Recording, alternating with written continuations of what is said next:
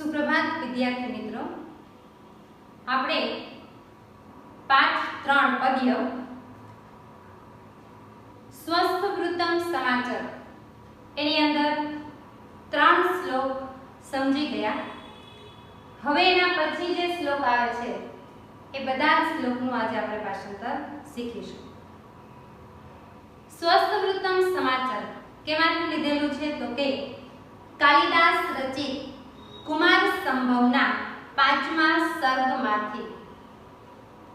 सर्ग એટલે શું તો કે सर्ग એટલે વિભાગ।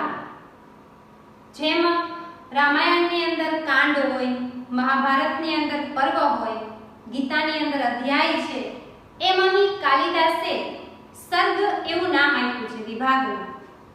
એટલે કાલિદાસના કુમાર સંભવના 5મા सर्गમાંથી आ महाकाव्य में जे श्लोक आवे छे एनी एक सूक्ति परथी आपणने अहीं 8 श्लोक आपेला छे कि शरीर छे स्वस्थ राखो।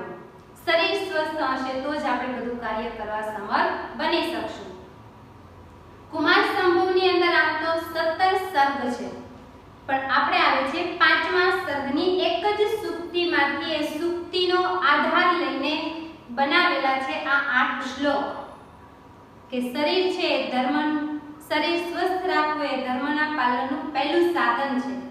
જો શરીર જ સ્વસ્થ નહીં હોય તો આપણે કોઈ પણ કાર્ય કરી શકશું નહીં। આપણી પાસે જે કાંઈ છે પણ બધું શરીર સ્વસ્થ નહીં હોય તો એ બધું નકામું છે। તો એમાં આપણે 3 શ્લોક શીખી ગયા। પહેલો શ્લોક છે કે બાલ ઉત્તિષ્ઠ સયાતઃ, હે બાળક પથારી પરથી ઉઠ, स्वस्थ वृत्तम समाचार स्वस्थ आचरण कर, स्मर जगत विधाता जगतना सर्जनहार ने स्मर याद कर, पछी शुद्धम जलम पीब शुद्ध पानी पी, सतम पदानी 100 डगला निष्क्रम्य बहार चालीने, सत्वरम झड़पथी शोचार्थम शोच क्रिया माटे गच्छ जा, फेनी लेना साबु वडे करो 2 हाथ, शुद्धो कृत्वा शुद्ध करीने साबु वडे 2 हाथ शुद्ध करीने व्यायाम आचर व्यायाम कर। त्रीजो श्लोक आपणे जोयो त्वम तू, पछी तू तेलम मर्दय तेल वडे मालिश करीने, पछी तू तेल वडे मालिश करीने शरीर पर, काये एटले शरीर पर, तू शरीर पर तेल वडे मालिश करीने स्नानम समाचार स्नान कर, अने जलेनेव पाणी वडे यथाविधि विधि पूर्वक स्वयं पोताना वस्त्रम वस्त्रने प्रधावय बराबर धो। आ 3 श्लोकનું ભાષાંતર આપણે જોઈ ગયા। શ્લોક 4 પૂર્વાભિમુખાસીનઃ, પૂર્વ દિશા તરફ મુખ રાખીને, સંધ્યા વિધિ સંધ્યાની ઉપાસના, પૂર્વ એટલે કર, સંધ્યાની ઉપાસના, સંધ્યા વિધિ એટલે સંધ્યાની ઉપાસના, સંધ્યાની ઉપાસના એટલે સવારે અને સાંજે કરાતી ઉપાસના એને કહેવાય સંધ્યાની ઉપાસના। આપણે જોઈએ છીએ કે ઘરે આપણે સવારે અને સાંજે 2 સમયે આપણે પૂજા કરીએ છીએ, દીવા કરીએ છીએ, પ્રાર્થના કરીએ છીએ, આરતી બોલીએ છીએ। તો સવારે અને સાંજે કરાતી જે પૂજા અર્ચના છે એને કહેવાય સંધ્યા વિધિ। तो संध्यानी उपासना कर, पण कई दिशा तरफ? पूर्व दिशा तरफ मुख राखी। पण आपणे ज्यारे मंदिर के कई मूकीए छीए त्यारे आपणे दिशा जोईने ज मूकीए छीए, एमने मूकता नथी। पूर्व दिशा तरफ मुख राखीने संध्यानी उपासना कर।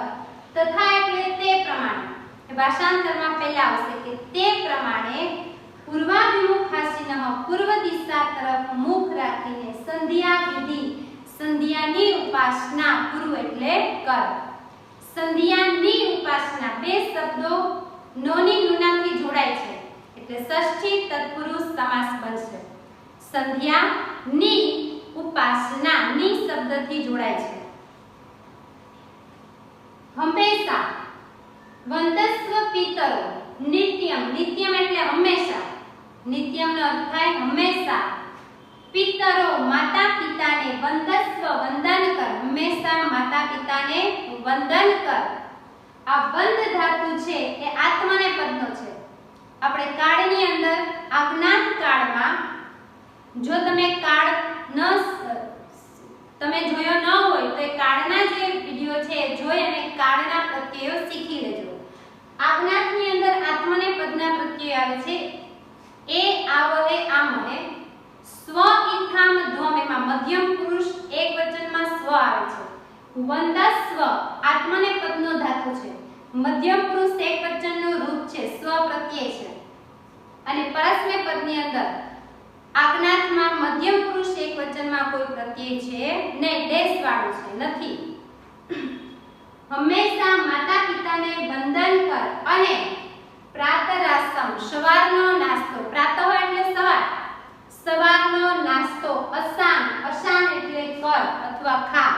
અસાનનો ચોક્કસ અર્થ થાય ખા. સવારનો નાસ્તો ખા, પણ આપણે આ ભાષાંતરમાં લેશું સવારનો નાસ્તો કર અને કૌંસમાં લખવાનું ખા. સવારનો નાસ્તો ખા એટલે કર.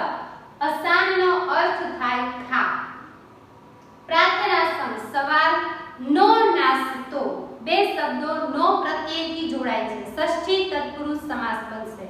અને અહીંયા પિતરો માતા અને પિતા વિશે 20 પાઠમાંથી આ એક જ શબ્દ આપણે એક શેષ દ્વંદ્વ સમાસનો આવે છે. દ્વંદ્વ સમાસના 3 પ્રકાર છે. ઇતરેતર દ્વંદ્વ સમાસ, સમાહાર દ્વંદ્વ સમાસ અને એક શેષ દ્વંદ્વ સમાસ. એમાં એક શેષ દ્વંદ્વ સમાસનો શબ્દ આપણે આ એક જ આવે છે. આપણે જે સમાસ પૂછાય એ પાઠ આધારિત જ પૂછાય છે. બહારના કોઈ શબ્દનો સમાસ પૂછાતો નથી. માતા અને પિતા એક શેષ દ્વંદ્વ સમાસ ક્યારે બને? તો કે એમાં જ્યારે વિગ્રહ કરીએ ત્યારે બે નામ અનેથી છૂટા પડે, પણ જ્યારે એને આપણે જોડીએ, સંયોજન કરીએ ત્યારે એમાં સ્ત્રીલિંગ નામનો લોપ થાય અને પુલ્લિંગ નામ એમાં બાકી રહે છે. પણ વિગ્રહ કરતી વખતે એ બંને નામ અનેથી છૂટા પડતા હોય ત્યારે એને એક શેષ દ્વંદ્વ સમાસ કહેવાય. એક શેષ એટલે એમાં એક નામનો શેષ થઈ જાય, લોપ થઈ જાય. સ્ત્રીલિંગ નામ જે હોય એનો શેષ થઈ જાય છે, નીકળી જાય છે. ઉદાહરણ તરીકે બીજો શબ્દ લઈએ ભ્રાતરો, તો વિગ્રહ કરીએ તો ભાઈ અને બહેન, તો ભ્રાતરોમાં ભાઈ પુલ્લિંગ શબ્દ રહે છે પણ વિગ્રહ કરીએ ત્યારે ભાઈ અને બહેન આવે, તો એ પણ એક શેષ દ્વંદ્વ સમાસ છે. દંપતિ, તો પતિ અને પત્ની, તો એ પણ એક શેષ દ્વંદ્વ સમાસ છે. પણ આપણે એક શેષ દ્વંદ્વ સમાસનો શબ્દ આ એક જ આવે છે. પિતરો માતા અને પિતા, માતા શબ્દનો લોપ થાય, શેષ થાય છે. હંમેશા માતા પિતાને વંદન કર અને સવારનો નાસ્તો કર. પૂર્વ દિશા તથા એટલે તે પ્રમાણે પહેલા લેવાનું, તે પ્રમાણે પૂર્વ દિશા તરફ મુખ રાખીને સંધ્યાની ઉપાસના કર. હંમેશા માતા પિતાને વંદન કર અને સવારનો નાસ્તો કર. પાંચમો શ્લોક. પાઠશાલામ સમમ મિત્રેહિ, મિત્રેહિ ત્યાંથી ભાષાંતર શરૂ થશે. મિત્રો, સમમ એટલે સાથે, મિત્રો સાથે. પાઠશાલામ એટલે શાળાએ, ગચ્છ એટલે જા. મિત્રો સાથે શાળાએ જા. આપણે અહીં ઉપપદ વિભક્તિ પ્રયોગવાળી જે ખાલી જગ્યા આવે છે એ ખાલી જગ્યામાં આ વાક્ય પૂછાય છે. આપણે પાઠ 2 ની અંદર પણ એવી એક ખાલી જગ્યા જોઈ ગયા કે અનાગત વિધાતા પરિવાર સાથે નીકળે છે. પરિજનેન સહ નિષ્ક્રાંત. અનાગત વિધાતા પરિજનેન સહ નિષ્ક્રાંત એટલે પરિવાર સાથે નીકળે છે. એમાં આપણે સહ જોયું કે સહ પરિજનેન, ત્યારે આપણે શીખી ગયા કે આ સહ છે એ અવ્યય છે. આના જેવા બીજા અવ્યયો તો કે સહ, સાર્ધમ, સાકમ અને છેલ્લું સમમ. આ બધા અવ્યયનું ગુજરાતી થાય સાથે. આ બધા સમાનાર્થી અવ્યય છે અને આ ચારે ચાર અવ્યયની સાથે હંમેશા તૃતીયા વિભક્તિનો શબ્દ આવે. પાઠ 2 ની અંદર ખાલી જગ્યા પરિજનેન એમ આપેલું હોય તો આપણે એ રીતે જોવાનું કે પરિજનેન શબ્દ છે એ તૃતીય વિભક્તિનો છે, તો તૃતીય વિભક્તિમાં કયા અવ્યયો આવી શકે તો કે સહ, સાર્ધમ, સાકમ, સમમ, એક વિના અને અલમ, આટલા અવ્યયો હોય તો આમાંથી કોઈ એક જ ઓપ્શનની અંદર આપેલું હોય તો પરિજનેન એની સાથે આટલા અવ્યયમાંથી કોઈ પણ એક આવે તો એ એક જ ઓપ્શનની અંદર આપેલું હોય, જે બાકીના બીજા જે અવ્યયો ઓપ્શનમાં આપેલા હોય એ બીજી વિભક્તિ સાથે આવતા હોય એવા હોય છે, તો પરિજનેનની સાથે તૃતીય વિભક્તિનો અવ્યય આવે છે સહ કે પરિવાર સાથે, એમાં મિત્રેહી શબ્દ પણ તૃતીય વિભક્તિનો છે, સમમની સાથે તૃતીય વિભક્તિ જ આવે એટલે જ્યાં પણ આવા અવ્યય હોય એની બાજુનો શબ્દ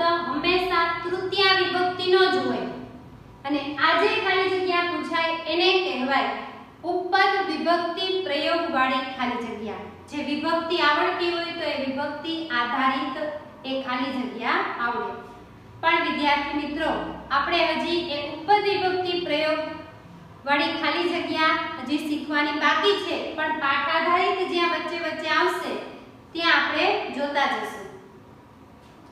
સમમની સાથે પણ તૃતીય વિભક્તિ આવે, અહીંયા સમમ આપેલું છે એટલે મિત્રેહી એ તૃતીય વિભક્તિ બહુવચનનું રૂપ છે, રામેણ, રામાભ્યામ, રામેહી, રામેહી પ્રમાણે મિત્રેહી તૃતીય વિભક્તિ બહુવચન ઉપપદ વિભક્તિ પ્રયોગ વાળી ખાલી જગ્યામાં પૂછાઈ શકે.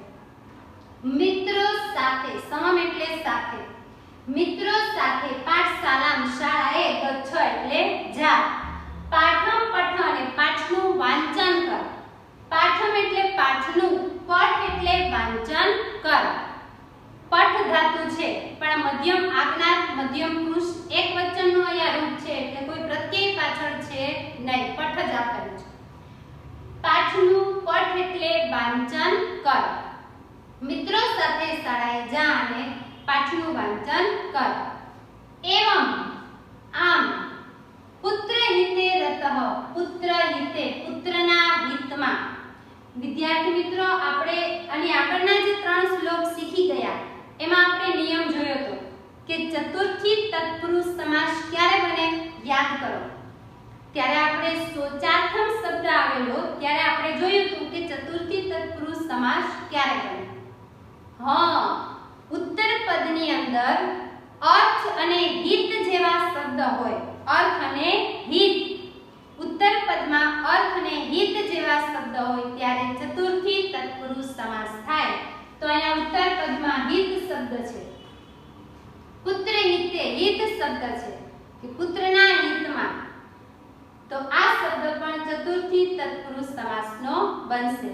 ગુજરાતી કરીએ તો વચ્ચે નોની નું આવે છે, પણ વિદ્યાર્થી મિત્રો જ્યારે પણ સમાસ ઓળખવાનો થાય ત્યારે હંમેશા પહેલા ઉત્તર પદમાં શબ્દો જોવા, જો ઉત્તર પદના કોઈ વિશિષ્ટ શબ્દ હોય તો એના આધારિત એ સમાસ કરવો, અને આપણે યાદ રાખેલા ઉત્તર પદના વિશિષ્ટ શબ્દો કોઈ ન હોય ત્યારે એ શબ્દનું ગુજરાતી કરી અને વચ્ચેના પ્રત્યય આધારિત સમાસ ઓળખાવો.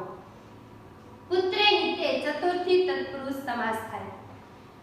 આમ એવમ એટલે આમ, પુત્રના હિતમાં, રતઃ, રતઃ એટલે મગ્ન લીન, પુત્રના હિતમાં મગ્ન, તાતઃ, તાતઃ એટલે પિતા, પુત્રના હિતમાં મગ્ન પિતાએ પુત્રમ પુત્રને સમાદિશત આદેશ આપ્યો, પુત્રના હિતમાં મગ્ન પિતાએ પુત્રને આદેશ આપ્યો.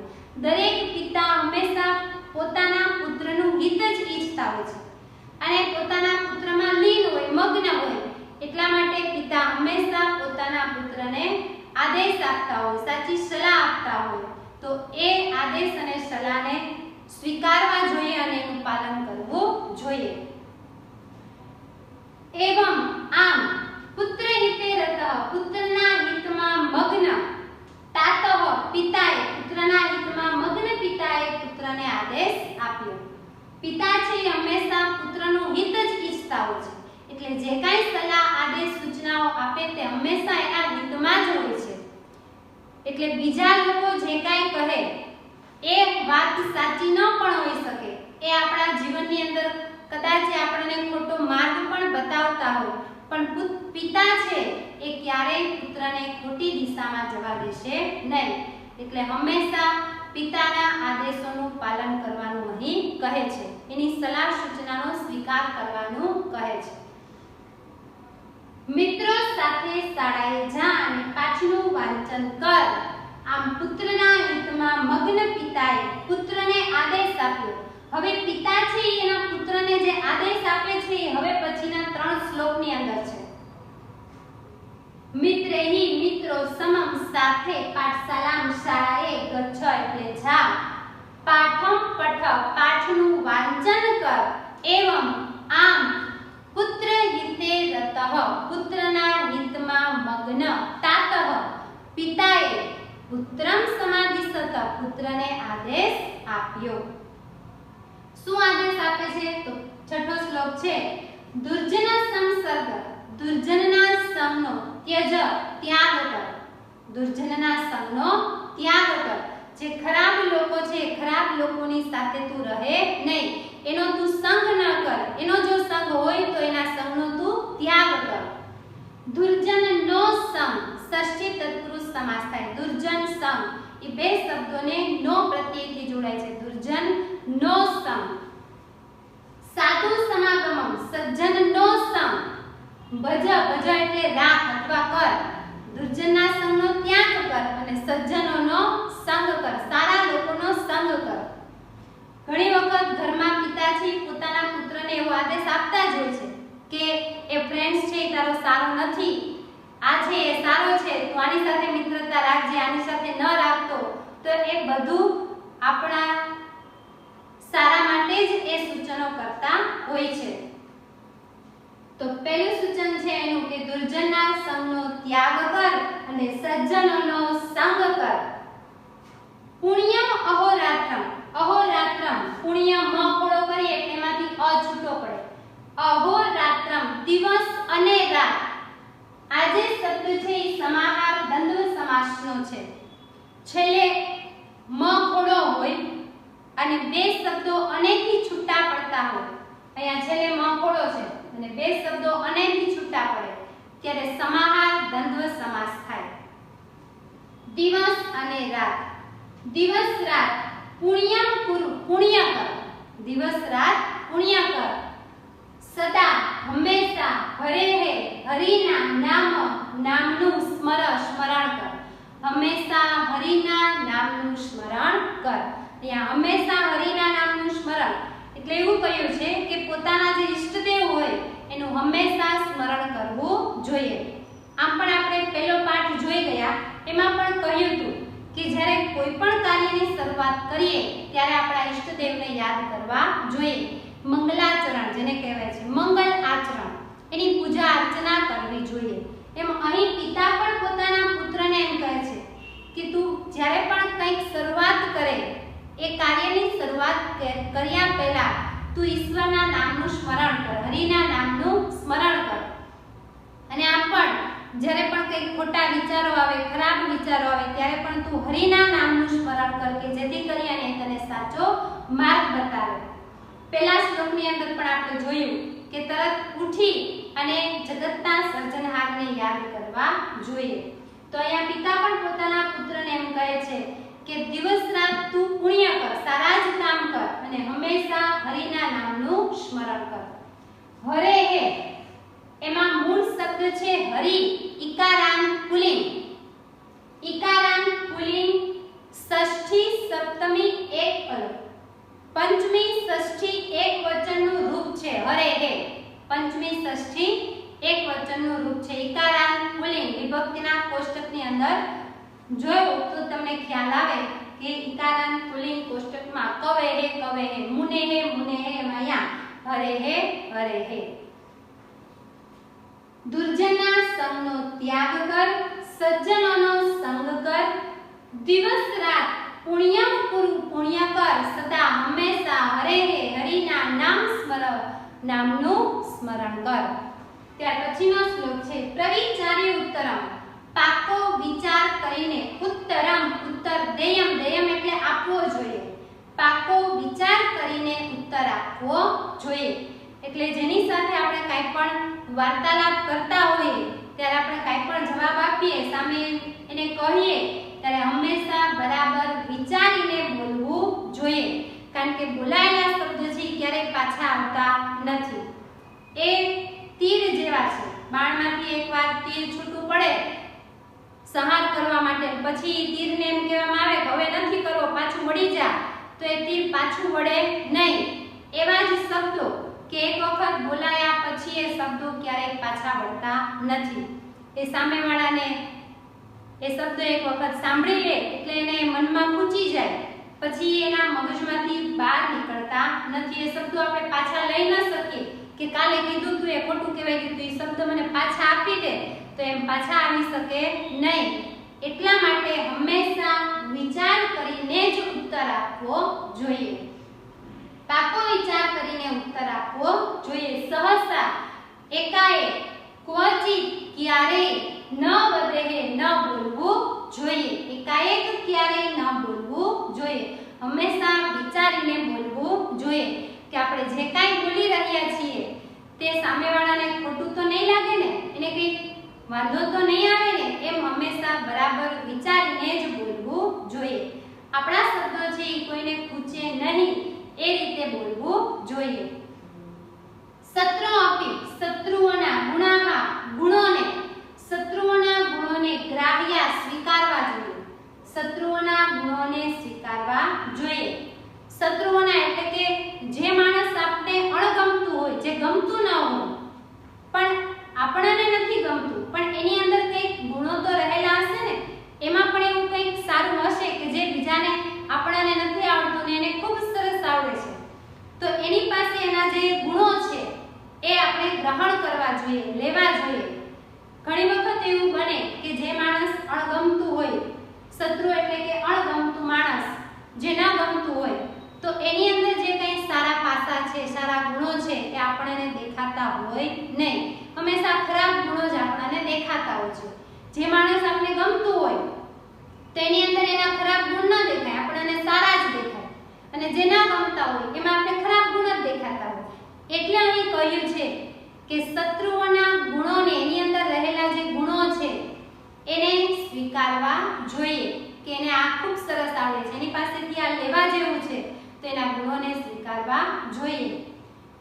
ગુરોરપી, ગુરુઓના, દોષાહા, દોષોને, અહીંયા સંધિ છૂટી પડે, દોષાહા પ્લસ ત્યાજ્યાહા. ગુરુઓના દોષોને પણ ત્યાજ્યાહા, ત્યજવા જોઈએ. ગુરુઓના દોષોને ત્યજવા જોઈએ એટલે દરેક વડીલ હોય, ગુરુજનો હોય, તો એનાથી પણ કંઈક ક્યારેક ભૂલ થઈ જાય, એ પણ માણસ છે, તો એનાથી ક્યારેક કોઈ એવી ભૂલ થાય તો એ ભૂલોને ત્યજી દેવી જોઈએ. એટલે કહ્યું છે કે ગુરુઓના દોષોને ત્યજવા જોઈએ. પાકો વિચાર કરીને ઉત્તર આપવો જોઈએ. એકાએક ક્યારેય ન બોલવું જોઈએ. શત્રુઓના ગુણોને ગ્રાહ્ય સ્વીકારવા જોઈએ અને ગુરુઓના દોષોને પણ ત્યજવા જોઈએ. ત્યાર પછીનો શ્લોક છેલ્લો, સનાતનમ, સનાતન, બ્રહ્મ, પરબ્રહ્મનું ધ્યેયમ, ધ્યાન ધરવું જોઈએ. સનાતનનો અર્થ થાય કાયમી, શાશ્વત, જે ક્યારેય એનો નાશ નથી થતો એને કહેવાય સનાતન.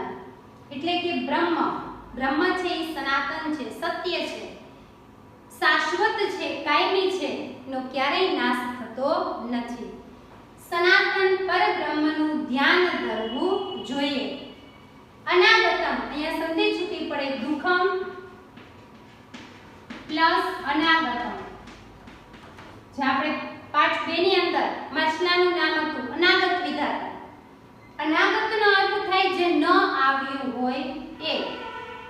ન આવેલા, અનાગત એટલે ન આવેલા, નયા તત્પુરુષ સમાસ બનશે. નયા તત્પુરુષ સમાસ ક્યારે બને તો કે પૂર્વ પદની અંદર આ જે પદમાં પૂર્વ વર્ણ છે એ અ થી ચાલુ થવો જોઈએ અને નકાર બનવું જોઈએ શબ્દ, ત્યારે નયા તત્પુરુષ સમાસ થાય.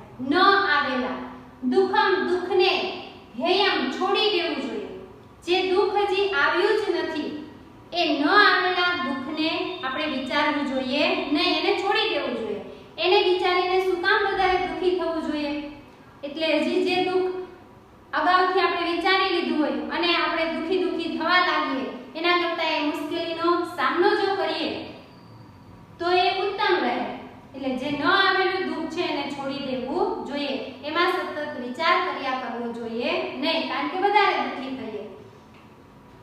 સનાતન પરબ્રહ્મનું ધ્યાન કરવું જોઈએ. ન આવેલા દુઃખને છોડી દેવું જોઈએ. કાયિકમ શરીર સંબંધી સુખમ સુખને આદેયમ સ્વીકારવું જોઈએ.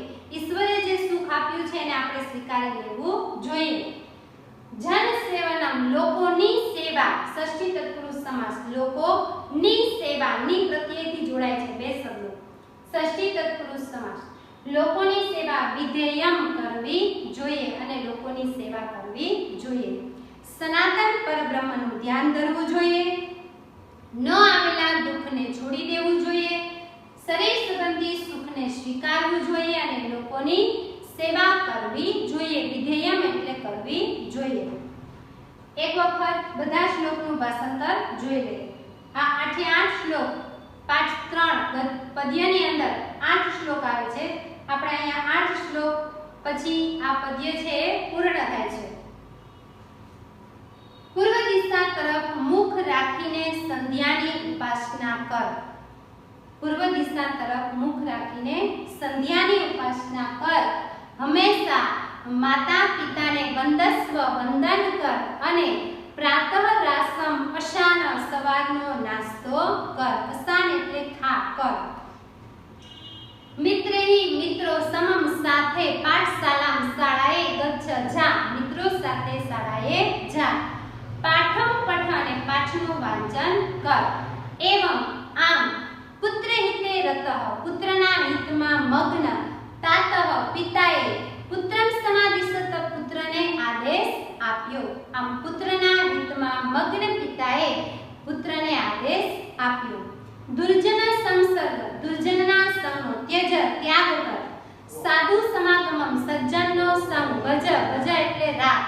સજ્જનનો સંગ રાખ. દુર્જનના સંગનો ત્યાગ કર અને સજ્જનનો સંગ કર. અહોરાત્રમ, દિવસ રાત. પુણ્યમ કુરુ, પુણ્ય કર. દિવસ રાત પુણ્ય કર. સદા હંમેશા હરે, હરિના નામનું, નામ એટલે નામનું, સ્મર, સ્મર એટલે યાદ કર, સ્મરણ કર. હંમેશા હરિના નામનું સ્મરણ કર. પ્રવિચાર્ય ઉત્તર, પાકો વિચાર કરીને ઉત્તર. દેયમ, દેયમ એટલે આપવો જોઈએ. સહસા, એકાએક. ક્વચિત, ક્યારેય ન વધે, ન બોલવું જોઈએ. એકાએક ક્યારેય ન બોલવું જોઈએ. પાકો વિચાર કરીને ઉત્તર આપવો જોઈએ. એકાએક ક્યારેય ન બોલવું જોઈએ. શત્રુઓપી ગુણાહ, શત્રુઓના ગુણોને ગ્રાહ્યા, સ્વીકારવા જોઈએ. ગુરુ અપી, ગુરુઓના દોષાહ, દોષોને ત્યજ્યા, ત્યજવા જોઈએ. અહીંયા સંધિ છૂટી પડે.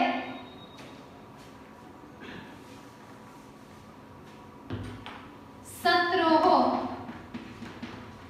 પ્લસ અપી અને એ જ નિયમ પ્રમાણે અહીંયા સંધિ છૂટી પડે. ગુરોહો પ્લસ અપી. સંધિનો નિયમ આ રીતે છે. વિસર્ગની પહેલા, વિસર્ગની પહેલા અહીંયા અ કે આ સિવાયનો સ્વર હોય તો અહીંયા ઓ સ્વર છે. અ કે આ સ્વર છે નહીં.